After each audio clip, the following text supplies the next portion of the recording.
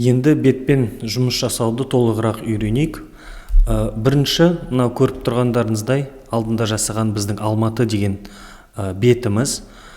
Беттер қай жерде жиналады? Алдында сіздерге көрсеткенімдей, мынау сол жақта беттер жиналып тұр. Қазір мен 4 бет ашып қойдым. Алматы қаласы туралы, мына жақта міне Астана қаласы туралы, Жезқазған қаласы туралы және Семей қаласы туралы 4 бет жасап қойдым. Енді алдында да айтылғандай, естеріңізде болса, Notion өзі блоктардан тұрады, міне мына жерде көріп тұрғандарыңыздай, мынау бір блок. Негізі беттердің өзі ол да бір блоктың түрі. Тек қана бұл блокты біз бетке айналдырып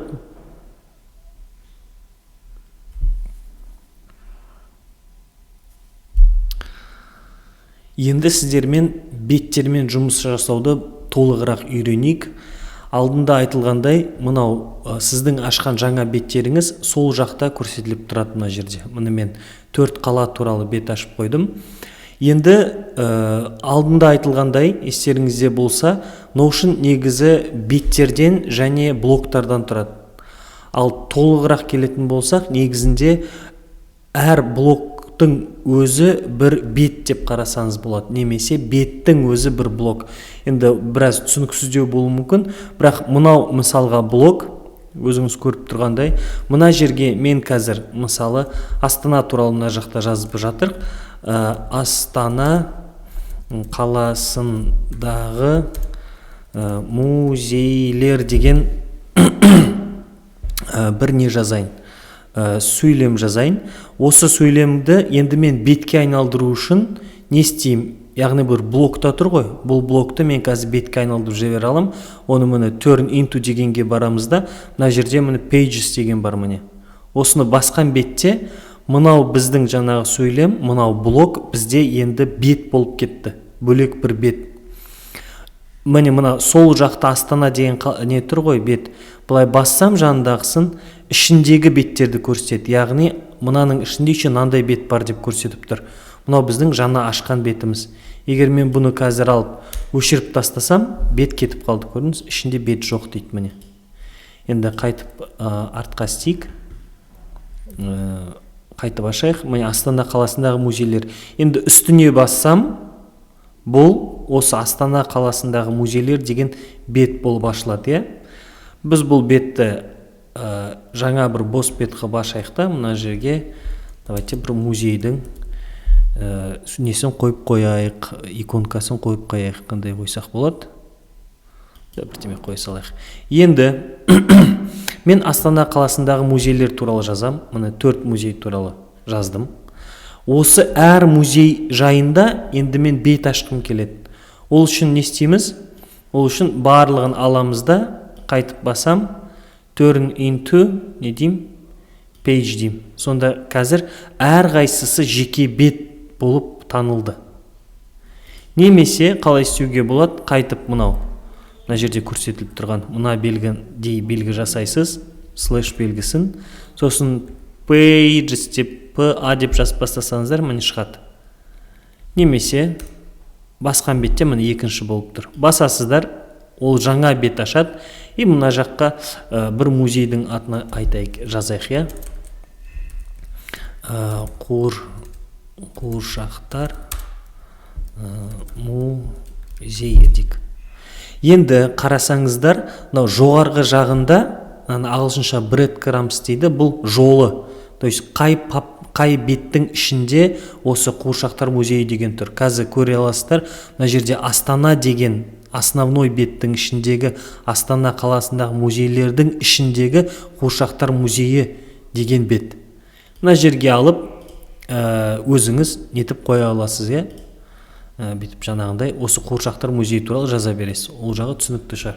Міне бағана көргендеріңіздей, қазір менде мына жерде неше бет тұр? 4 бет ашық тұр. Ол 4 бетке сіз қалай бара аласыз? Не бүйтіп Астанаға кіресіз, наяқтан ішінде Астана қаласындағы музейлер деген кіресіз, оның ішінде мысалы Қуыршақтар музейі дегенге кіресіз. Артқа қайтқыңыз келсе, бұлай бассаңыз болады. Немесе мынау сол жақта мынау Астана деген ненің жанында міне бір символ бар мынандай. Осыған басасыздар, оның Астананың ішіндегі бетті көрсетіп тұр. Жалғыз мынандай бет бар екен. Астана қаласындағы не нәрсе деген бет? Астана қаласындағы музейлер деген бір бет бар екен. Оны бассам, жандағы белгіні, оның ішінде тағы бізде 5 бет бар екен. О 5 бетті көріп тұр. Ашып тұр. Енді бұлай ашам, сразу Қуыршақтар музейіне басалам. Егер осының ішіне кіріп тағы бір бет ашсам, мен тағы бір бет жасасам, мысалы Қуыршақтар музейінің ішіндегі не болуы мүмкін? Суреттері деп жазып қойын. Түсірген суреттерімізді осы Қуыршақтар музейінде осының ішіне салып қоям деп пландасам мысалы. Бұлай басқан кезде көрсеңіздер ішінде тұр. Немесе міне жоғарыда да көрсетіп тұр, Суреттердің ішіне кірсем, міне көрсетіп тұр. Суреттер Қуыршақтар музейінің ішінде, арасында бірнеше не бар, жол бар, одан кейін основной Астана деген беттің ішінде тұр деп тұр. Яғни мынаны жабам. Сонда менде Астананың ішінде қаншама бет тұр, міне көріп тұрғандарыңыздай. Енді мен мынау бет жоғалып кетпес үшін мен оны жоғары апарып былай тартып, ең жоғарысына апарып қойып қойын. Әрдайым көріп тұратын. Мына жерден иконкасын ауыстырсаңыз болады, негізінде өзіңізге ұнайтын бір иконка. Енді сізде былай беттерді ашасыздар, сіздерде көп бет сол жағыңызда жиналуы мүмкін. Сол үшін негізінде ең қолайлы метод бұл жаңағы вики бет деп аталады. Жаңа Википедия деген сөзден шыққан, сондай бір ортақ бір бет ашу. Мысалы қалалар деген қалалар тұр ғой мына жақта. Мысалы мен тағы бір бет ашамда, осы қалаларды бір жерге жинау үшін жазайық. Мысалы не дейік? Сүйікті қалаларым деген бір бет ашайық. Мынаққа бір қаланың суретін қойып қояйық, мынандай иконкасын.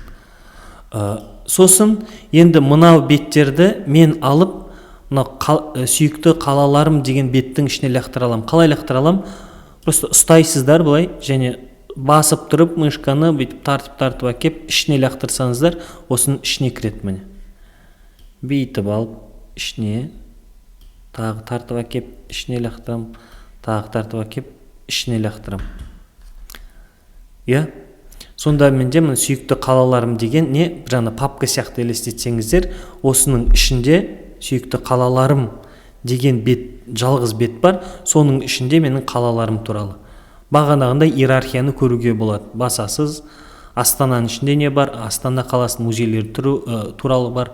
Оны басасыз, музейлердің типтары туралы бар.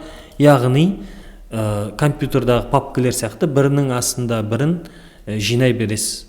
Осындай бұны вики бет деп атайды. Бір беттің ішінде не.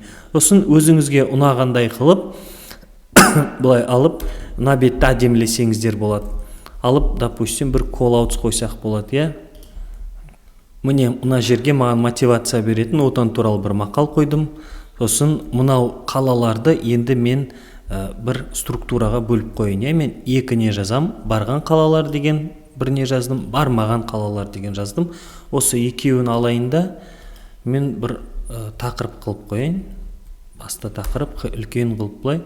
Сосын барған қалалардың жанында бармаған қалалар тұрсын. Бұлан аламызда барлығын. Мысалы Семеймен Жезқазғанға мен бармадым. Бұлай алып осының астына қойып қоям. Мына екеуіне бардым. Мына екеуін бұлай астына қойып қоям. Қалай ұнайды, солай істесеңіздер болады осы беттеріңізді. Енді біз сол жақпен таныстық. Қалай беттерді қимылдату керек, қалай беттерді ашу керек жайында, бредкрамстар, жол туралы сөйлестік, бағанағы айтқанымдай міне. Астанаға кірсем, көріп тұрғандарыңыздай, Астана деген қай папканың ішінде тұр? Сүйікті қалаларым деген папка немесе бет десеңіз болады, соның ішінде тұр. Одан кейін мұны байқасаңыздар, Астана деген бет басқа беттерге қараған кезде біраз андай жалпақ болып тұр да, бетіп ашылып. Оны қалай істейміз? Оны мына 3 нүктеге басамыз. Мына жердегі екінші фул дегенді бетіп қоссаңыздар, негізі былай тұрады ғой, ашқан кезде бассаңыздар былай жалпақ болады. Мынаны бассаңыздар тексттарыңыз кішірек болады. Бүйтіп мына жақта стилін шамалы өзгертуге болады, мына көріп тұрғаныңыздай.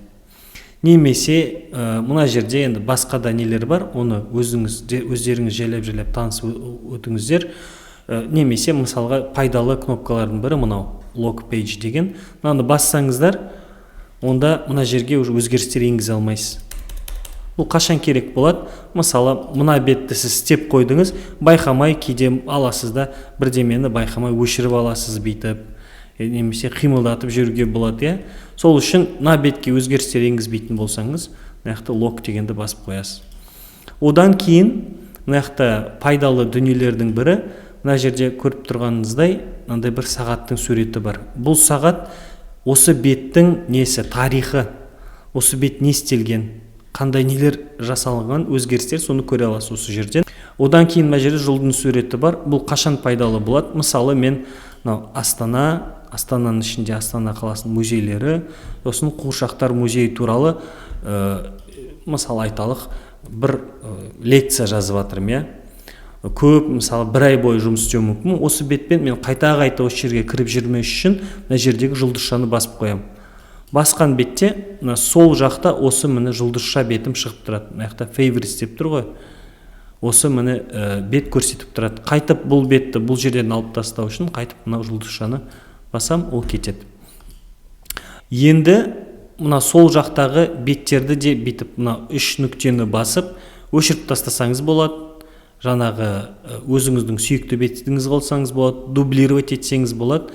Мынаны басқан кезде дәл осы беттің тағы бір копиясы пайда болады.